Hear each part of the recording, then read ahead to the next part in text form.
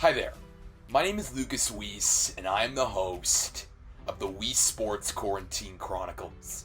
For today's episode, I'm joined by Alexander Wolff, a veteran journalist who spent 36 years at Sports Illustrated and is the author of several best-selling books. In this episode, I chat with Alex about his journey into sports media, covering basketball, his years at Sports Illustrated, his approach to writing the Audacity of Hoop, and his advice for young journalists breaking into the industry. We are at episode 60 of the Weesports Quarantine Chronicles, and I just want to say thank you to everyone who's listened, subscribed, or watched this podcast. Don't worry, we have a lot more content coming up in the episodes following episode 60, so make sure to subscribe, like, rate, and watch on YouTube, Apple Podcasts, or Spotify.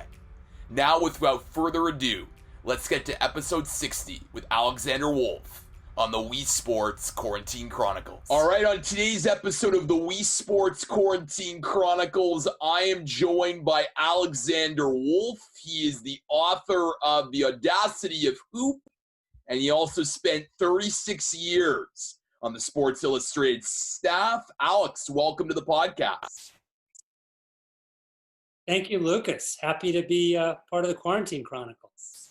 Well, it's certainly my pleasure, and you're the third Sports Illustrated or former Sports Illustrated colleague on the show. I've had Scott Price on, I've had John Wertheim on, so it's a real honor and a pleasure to have someone who I used to read when my weekly SI magazines used to come in.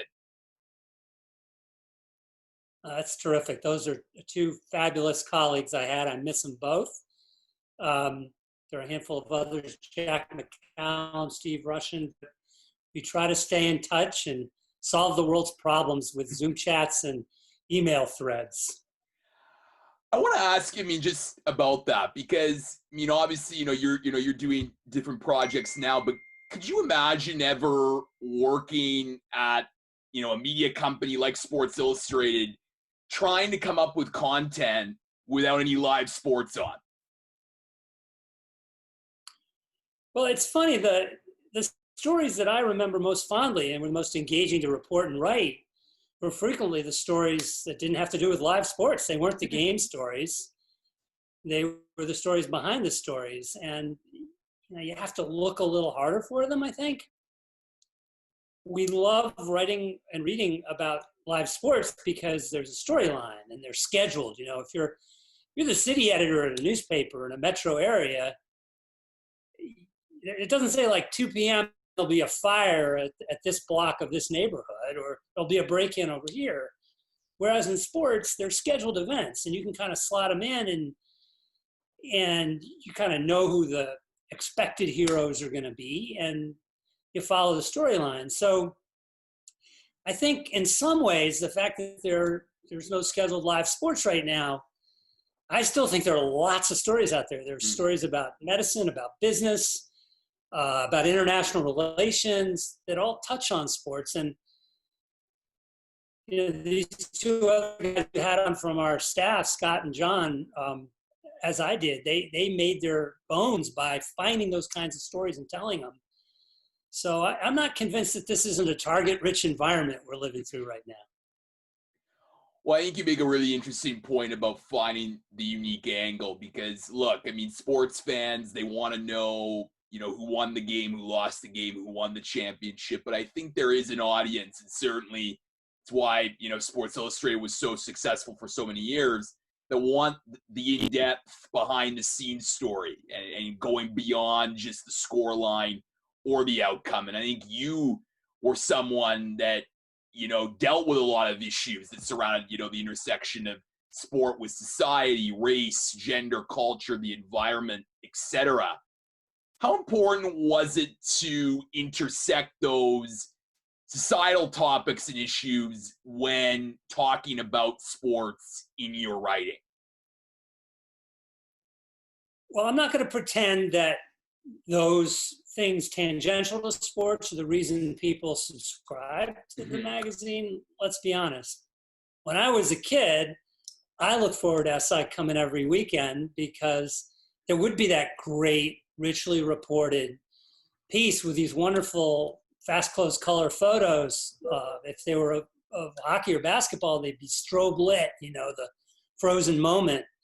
And you could relive the thing you saw on television the previous weekend. And so that's kind of the cherry on top of the sundae, I guess, or the sundae itself. And once you're there, that's the beauty of a magazine. Once you get people into the store, and as a Torontonian, I'm sure you know enough French to know that the French word for department store is magasin. And, the thing about a magazine is that it has all these departments. So people come for the coverage of the big game and what really happened. And then you hope it sits on the coffee table for a week. And eventually they might be intrigued by, well, what is it about this Miami booster who's helping the Hurricanes get all the top talent? Or what is it about Title IX and how really did it revolutionize college and high school and youth sports in the U.S.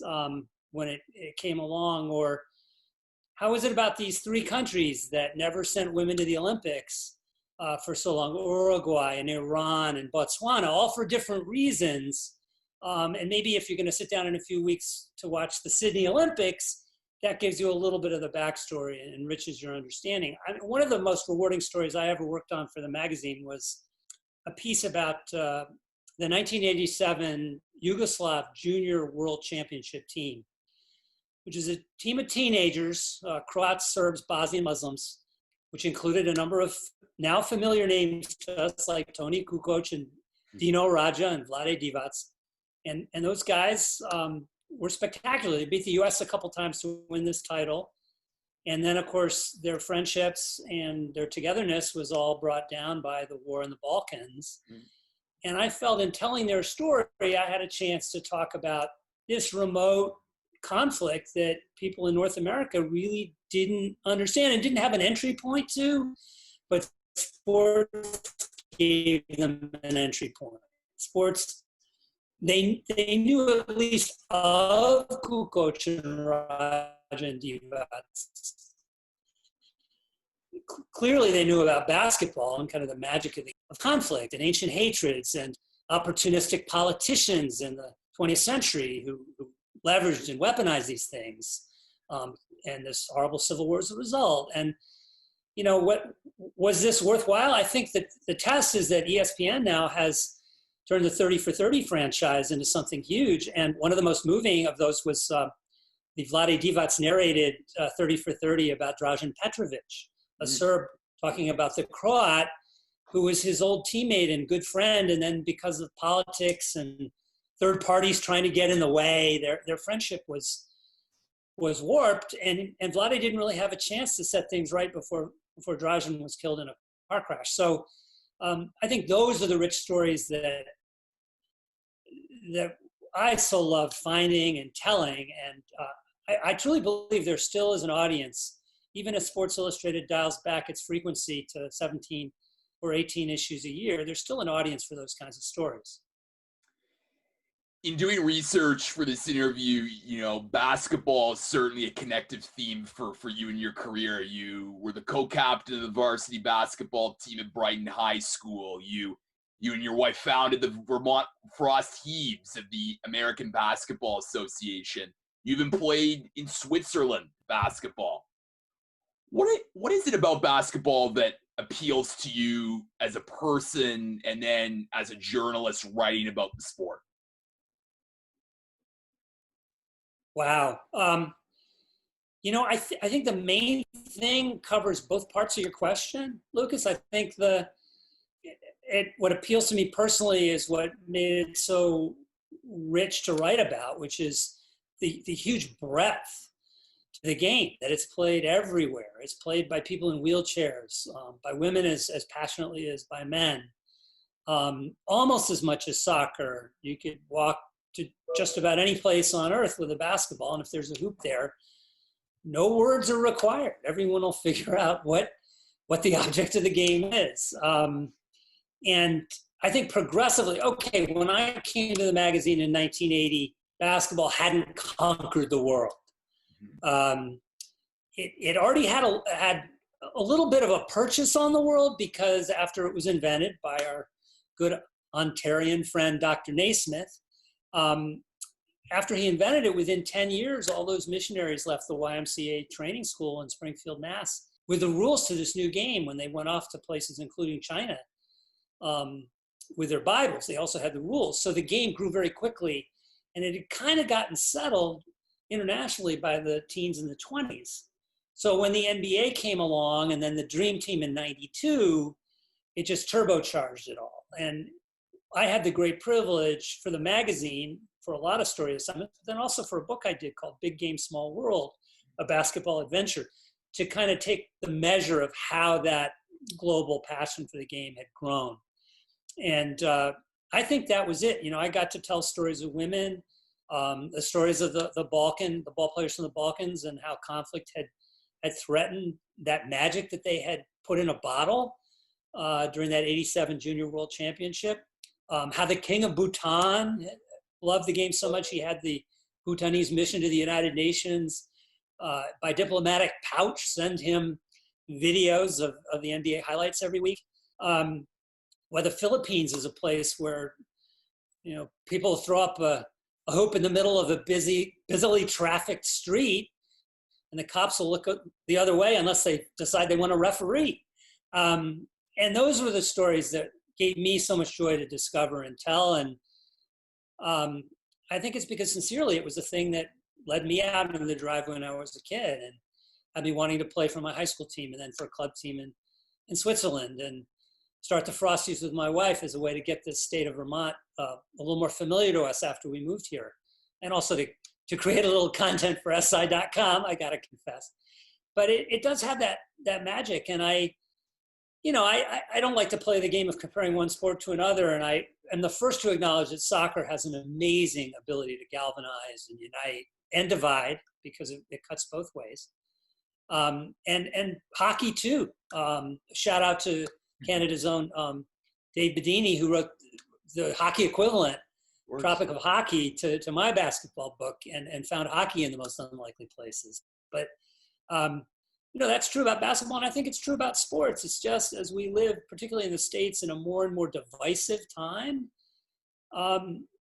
sports is that one thing that people from all walks of life, of all persuasions, carve out that time to sit down and share that common experience with, which is, I think, one of the reasons we're suffering right now in the US, because live sports, unless you can be satisfied with Bundesliga soccer, it's kind of hard without it. I wrote a column once called United We Sit, which was all about the power of the appointment viewing event that like a Super Bowl, where everyone is on the same page, in a way back in the 60s and 50s people were with Walter Cronkite in the evening news, which is sadly no longer our lot as Americans. Well, I appreciate the kind of words about the sport of hockey, and Dave Bedini, who, as many of my Canadian listeners know, is one of the most respected journalists here in Canada, and of course, Dr. Naismith, who, is Canadian as well.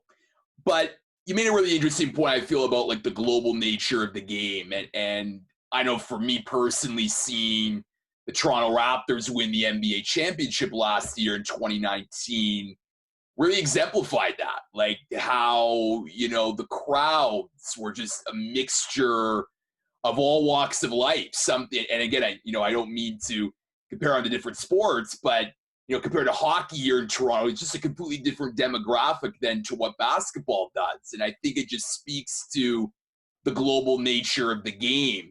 And you talked about how you travel just around the globe, exploring these really unique global stories in your book, Big Game, Small World, a basketball adventure. And did you feel like, as a journalist, that you needed to go to those places in order to really experience and ultimately report on just how global the game of basketball has become? Yeah, absolutely. No, there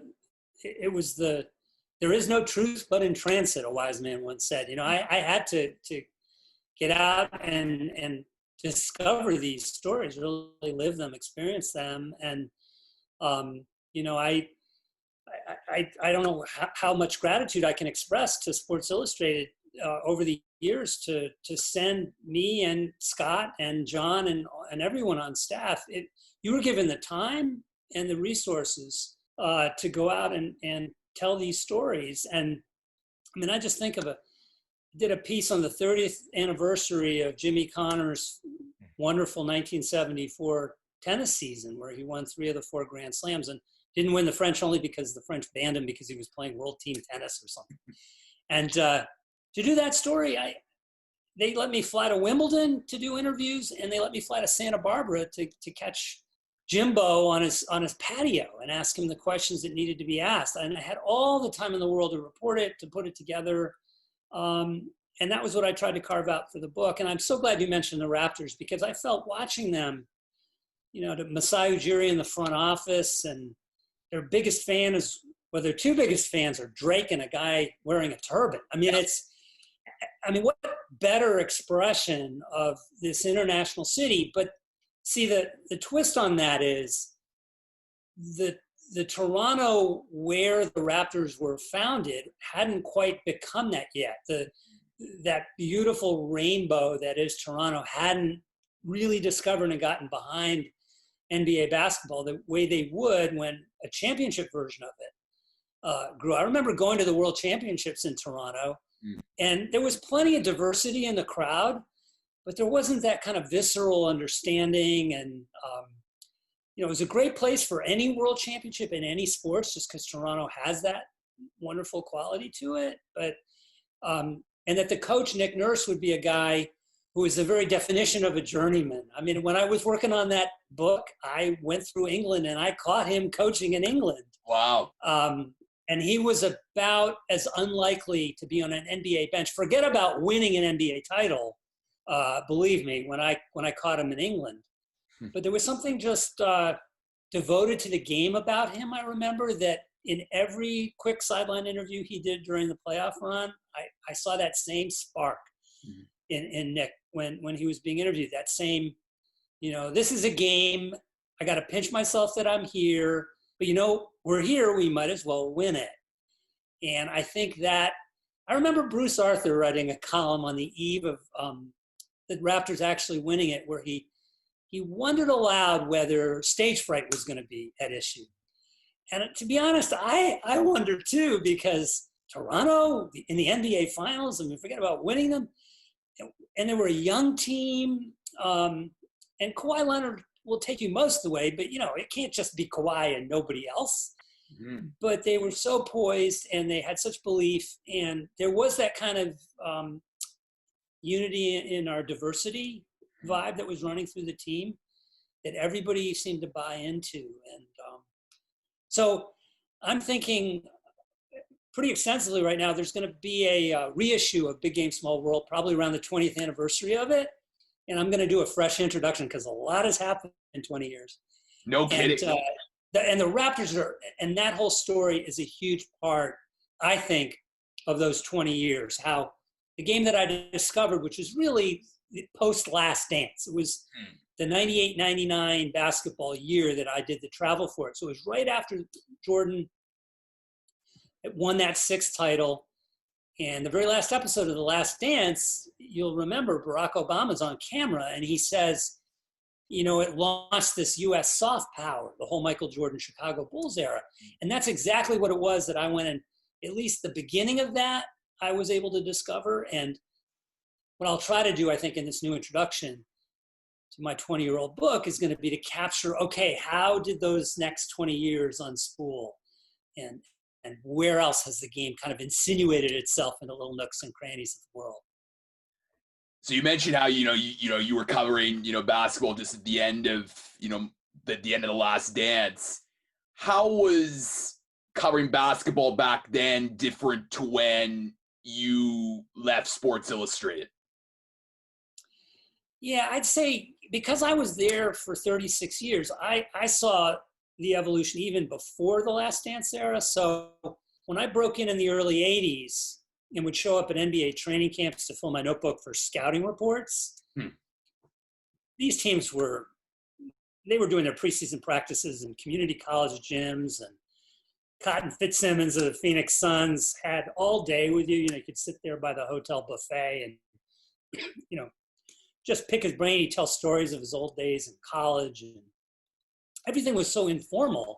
They weren't chartering yet, so you'd find yourself frequently on the same commercial flights, and you're sitting there at baggage claim with the guys you want to interview and asking them questions. It was very, very kind of clubby and chummy and informal. And then, by the time, the late 80s, when Jordan really started to get rolling, but even before then, by the mid 80s, when the Magic Larry thing was in full swing, the league was clearly on the upswing, and the money was rolling in, and they could afford the charters, and the entourages would start to coalesce, and it was harder to kind of peck at the eggshell and get inside. And it was tough. I mean, it was harder to get the access, but on the other hand, it was a little bit like covering Grand Slam tennis events, because you had the circus that you could write about, from the outside a little bit as a good observer, the way a theater critic might, or a rock music critic. And that might have been the best, the 80s, where you had that nice sweet spot between some access, but also the circus. Mm-hmm. And The Last Dance covered that really well, both ends of that, because they had the access, obviously. So you got the circus from the inside and the outside. But what happened by the 90s and certainly the 2000s and the teens is, you couldn't get an interview without going through the agent. Forget about dealing with the team PR guy. It was all another level of complication. And something was lost there, I think. The game became more complex and interesting, and the on-court product, and the tolerances were very finely dialed in and all that. But I think the human part was a little tougher. And fortunately, that was the point at which I was doing more of the long feature stories. So I would catch up with a Patty Mills or a JJ Barea during the off season when they would be available. Or I would maybe try to tell one of those historical stories, which, for those, your subjects are basically sitting at home playing shuffleboard and are fairly available. So I was able to dodge the worst drawbacks of that. Yeah, and obviously you speak of access declining, and it's unfortunate because, as many journalists know, a lot of those stories, come from the little nuggets and those one-on-one interactions in the locker room, right? And if that access gets declined, it certainly, makes it harder on the journalists. And also, Alex, for you, I mean, you then, you go through the 80s, the 90s, and what I found so fascinating watching The Last Dance was this was pre-social media. I couldn't even imagine what it would be like covering a figure like Michael Jordan when all the social media spotlight is on him. If you thought, the media was harsh back then, who knows what it would have been like if, someone in Atlantic City or somewhere, saw him and tweeted about it. It just became an explosion in terms of news, as we see today when something goes viral on social media. Yeah, I mean, it's in theory, Michael or some other bull, Horace Grant maybe, could have done The Last Dance on his smartphone, in real time.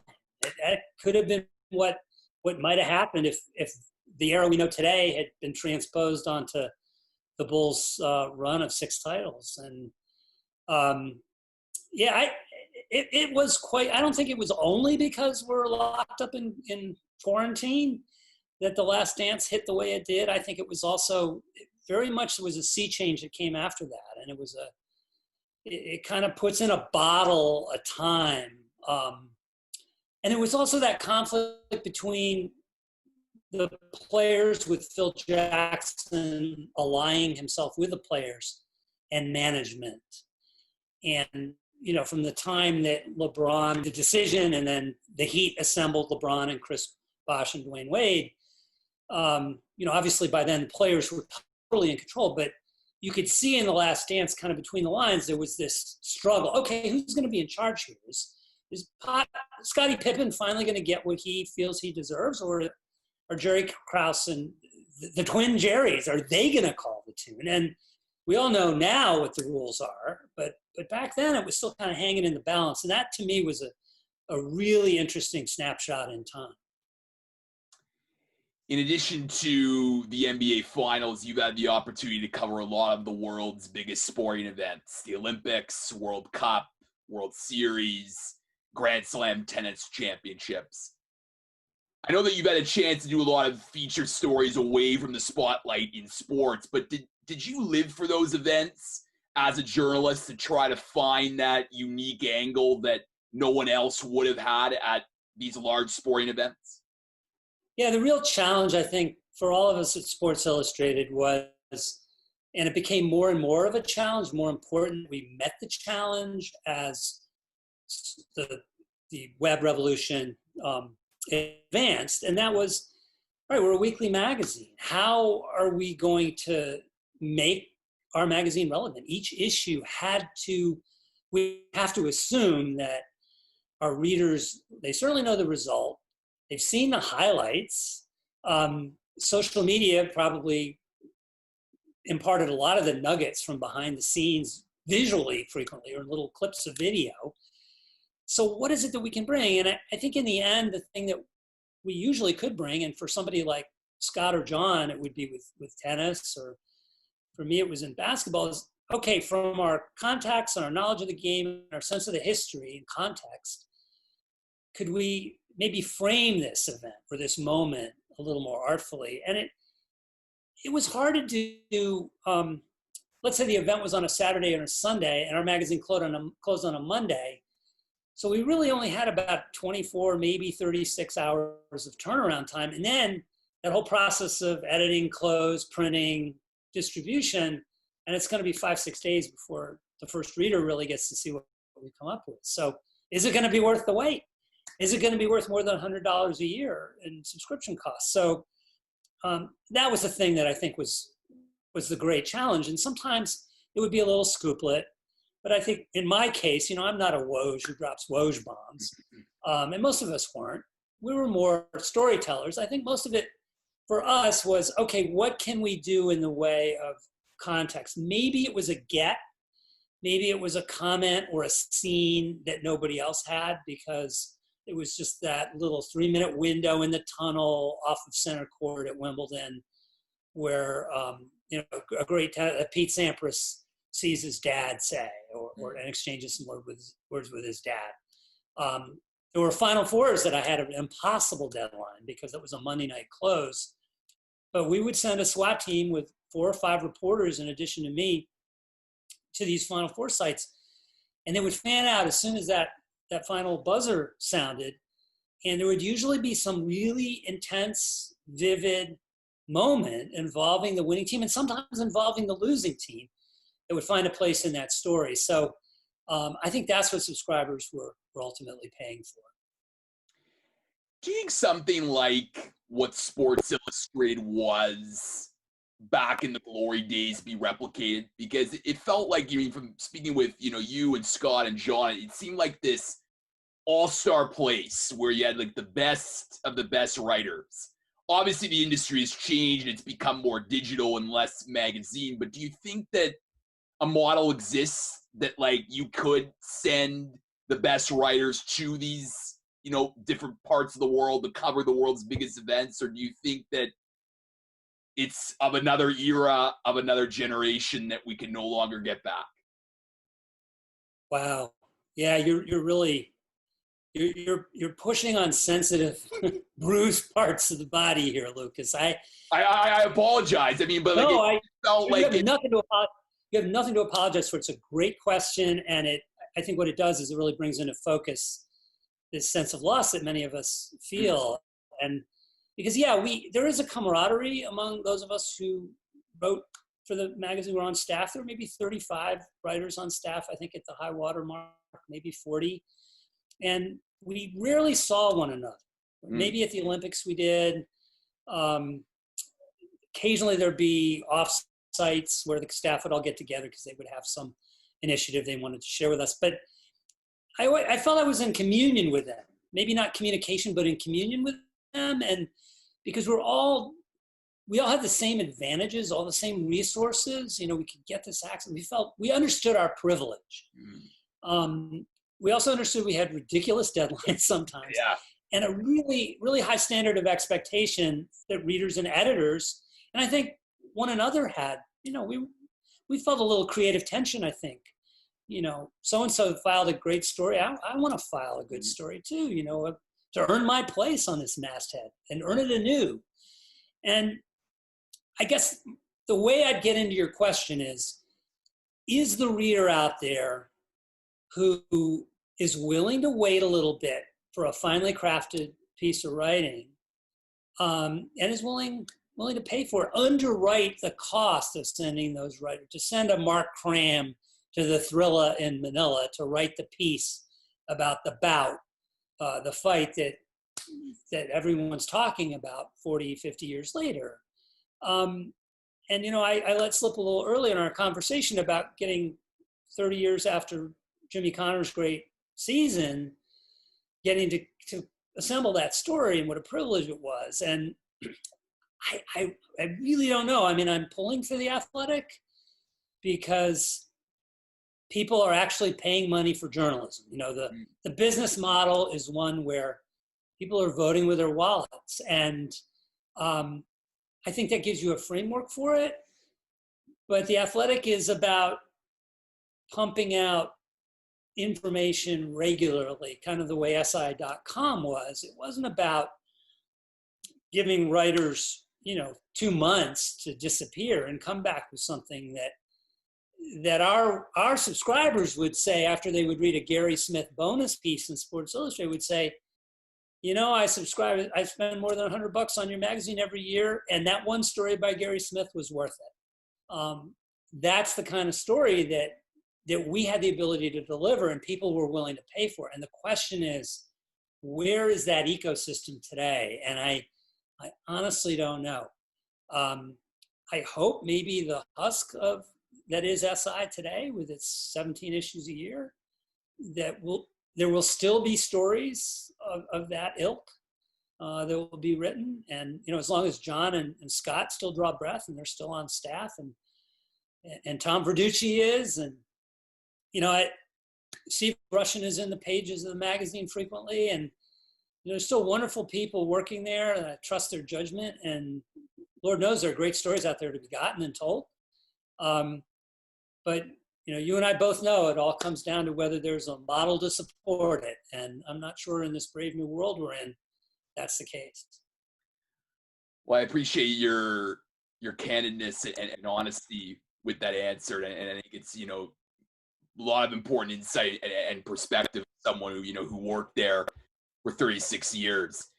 I want to shift gears as we close in our conversation to a little bit more of a happier note. And that, of course, is, your book, The Audacity of Hoop. And I recommend anyone who's really interested in learning more about, President Obama and his connection to the game of basketball to read it.